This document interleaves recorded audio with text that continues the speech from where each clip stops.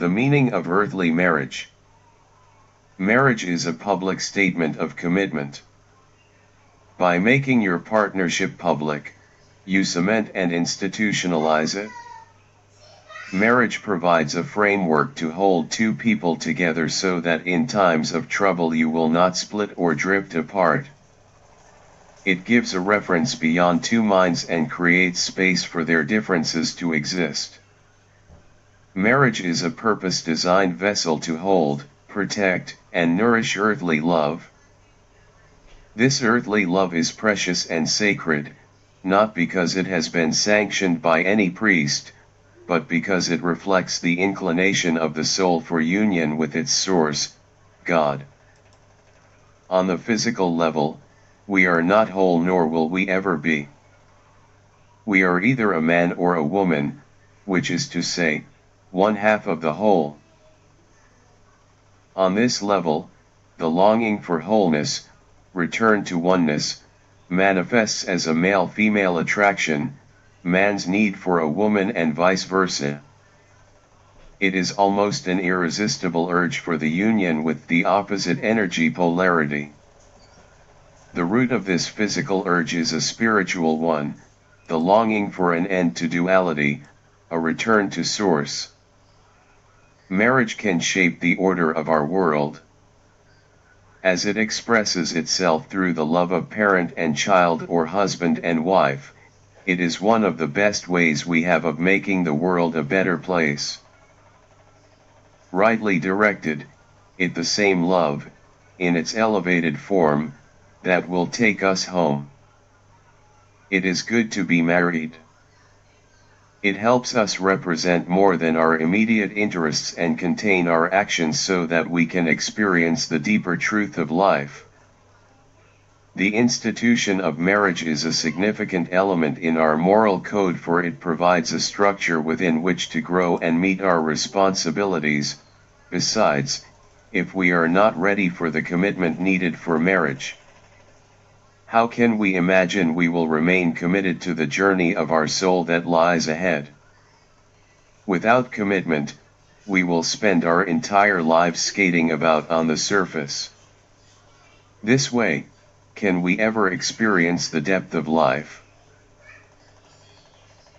In this way, marriage symbolizes a sense of responsibility. It also lessens lustful tensions and teaches tolerance to the husband, and surrender, to the wife.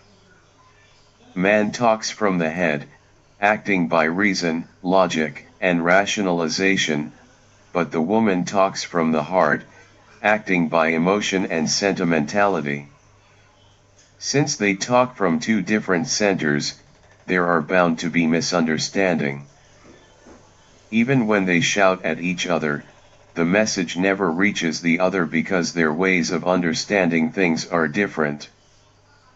The rational man will try to understand the woman's viewpoint rationally, and the woman will try to understand the man's viewpoint emotionally, hence the confusion.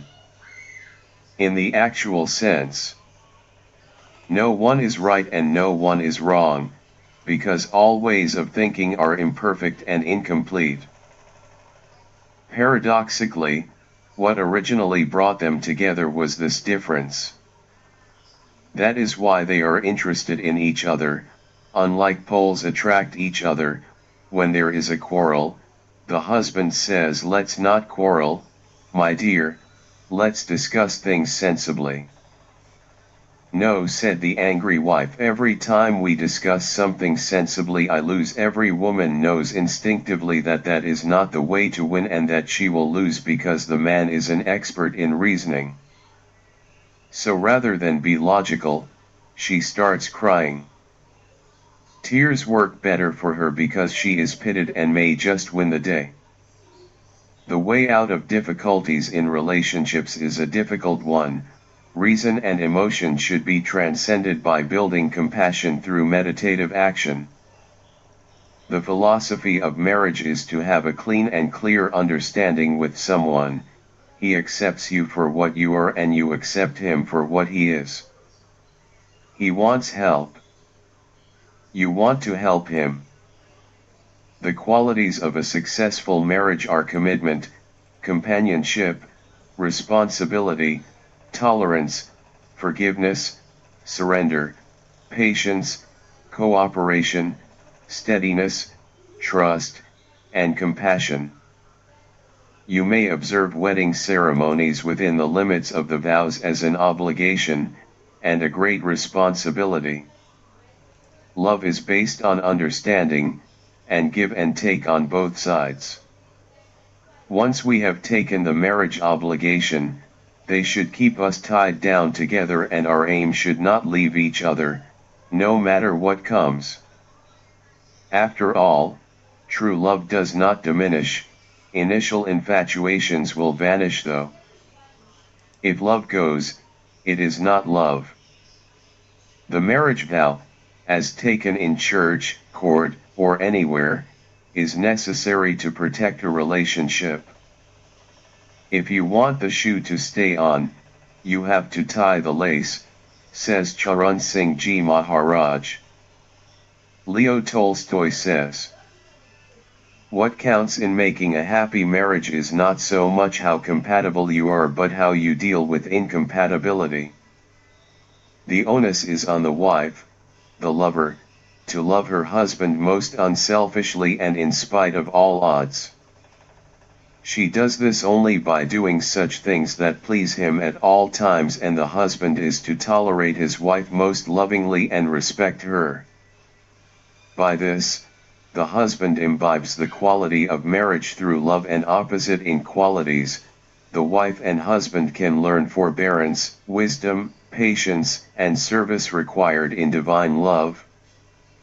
The wife who loves her husband will surrender to his wishes and aspirations without antagonism. Earthly wedding or marriage is important to the extent that it is a rehearsal of the divine wedding, which is the final goal of human life. The divine wedding takes place elsewhere. The important aspect of the earthly wedding is the solemnization of the union by the customary court of law or in other forms. By not getting married, man avoids responsibility. No one can function as an island. Without cooperation and compromise, without mutually respected rules of conduct, who would decide what gets done? We have to put our roots down deep if we are to draw sustenance from life's depths, and this cannot happen if we keep changing focus. When positive values are not shared, how could we raise children? From where would the children absorb their values and learn important lessons? When the family unit hardly exists, where there is no emotional and social stability, how can we transmit positive values from one generation to another? Then life is traumatic for the children also. Let us end this lesson with a quote from one of the mystics, and he says, "A successful marriage means living for the other person as much as for one's own self." It requires a lot of adjustment and sacrifice, and a spirit of live and let live and forgive and forget. Remember that to make a happy home is the responsibility and duty of both partners. Compiled by Dr. Abayomi Ibiyemi.